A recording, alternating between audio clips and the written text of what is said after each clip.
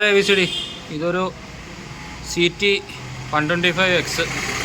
മുമ്പ് നമ്മുടെ രാജചേട്ടൻ ഇതിനെക്കുറിച്ച് ചോദിച്ചിട്ടുണ്ടായി, ഈ കാർവോട്ടറിൻ്റെ കാര്യത്തെക്കുറിച്ച്. ഇതിപ്പോൾ എൻ്റെ വർക്ക്ഷോപ്പിൽ വന്ന വണ്ടിയല്ല, ഞാനിപ്പോൾ സിയാക്കയുടെ അടുത്ത് വന്നപ്പോൾ സിയാക്കയുടെ വർക്ക്ഷോപ്പിൽ ഇരുന്നൊരു വണ്ടിയാണ്. അപ്പോൾ അതെടുത്ത് വെച്ചിട്ടൊരു വീഡിയോ ചെയ്യുന്നത് മാത്രം. ഞാൻ മുമ്പേ പറഞ്ഞ ആ ഒരു നമ്മുടെ ഇതുണ്ടോ, ഈ സാധനം ആണ് നമ്മൾ സ്ലോ സ്പീഡ് അഡ്ജസ്റ്റ് ചെയ്യുന്ന സ്ക്രൂ. ഇതിൻ്റെ അറ്റത്ത് നമ്മുടെ നോർമൽ വണ്ടികളുടെ പോലല്ല, ഒരു പ്ലാസ്റ്റിക്കിൻ്റെ ഇതാണ് വെച്ചേക്കുന്നത്. ഇത് വെച്ചതിൻ്റെ ഉദ്ദേശം എന്ന് വെച്ച് കഴിഞ്ഞാൽ വേറെ ആരും ഇത് തിരിച്ച് സ്ലോ സ്പീഡ് കൂട്ടുകയോ അതിൻ്റെ അഡ്ജസ്റ്റ്മെൻറ്റ് മാറ്റുകയോ ചെയ്യരുത്, അതിന് വേണ്ടിയിട്ടാണ്. അതുപോലെ തന്നെ ഈ ഒരു സ്ക്രൂവിൻ്റെ ഉള്ളിലാണ് നമ്മുടെ വോളിയം കൺട്രോൾ സ്ക്രൂ വെച്ചേക്കുന്നത്. ഇതിങ്ങനെ വെച്ച് അടച്ചു വെച്ചേക്കുന്നതിൻ്റെ ഉദ്ദേശം എന്ന് വെച്ചാൽ വേറെ ആരും ഇത് അഡ്ജസ്റ്റ് ചെയ്യരുത്, കമ്പനി സെറ്റിങ്ങിൽ തന്നെയാണ് വെച്ചേക്കുന്നത്.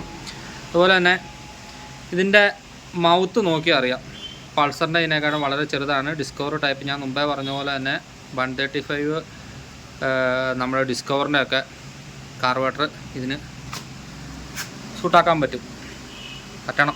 ഇതിൻ്റെ മൗത്തൊക്കെ പൾസറിന് എന്തായാലും പറ്റത്തില്ല, കാരണം പൾസറിൻ്റെ ഇതിലും വലിപ്പം കൂടുതലുണ്ട് മൗത്തിന്.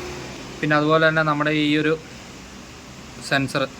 സെൻസറും അതുപോലെ തന്നെ നമ്മുടെ TP സെൻസർ, പിന്നെ ഓട്ടോ ചോക്കിൻ്റെ കണക്ഷൻ, ഇതൊക്കെ നമ്മൾ അതിൽ തന്നെ വേറെ കാർബറേറ്റർ കയറ്റുമ്പോഴത്തേനും കൊടുത്തിടുക. ഇല്ലെന്നുണ്ടെങ്കിൽ വാണിംഗ് ലൈറ്റ് കത്തിക്കിടക്കും. ഇതുണ്ടല്ലോ, ഇതിങ്ങനത്തെ ഒരു സെറ്റപ്പാണ് ഇതിൻ്റെ ഉള്ളിൽ. ഇത് നമുക്ക് വേണമെന്നുണ്ടെങ്കിൽ ചെറുതായി ജസ്റ്റ് വലിച്ച് ഇതാക്കി കഴിഞ്ഞാൽ ഈ സാധനം ഇതിങ്ങോട്ട് ഉരിപ്പോരും. ഇങ്ങനെ ഇട്ടേക്കുന്നതിൻ്റെ ഉദ്ദേശം എന്ന് വെച്ച് കഴിഞ്ഞാൽ ആരും ഇതിൽ പിടിച്ച് തിരിച്ച് അഡ്ജസ്റ്റ് ചെയ്യരുത് എന്നുള്ള ഒരു ഇതിലാണ് കേട്ടോ.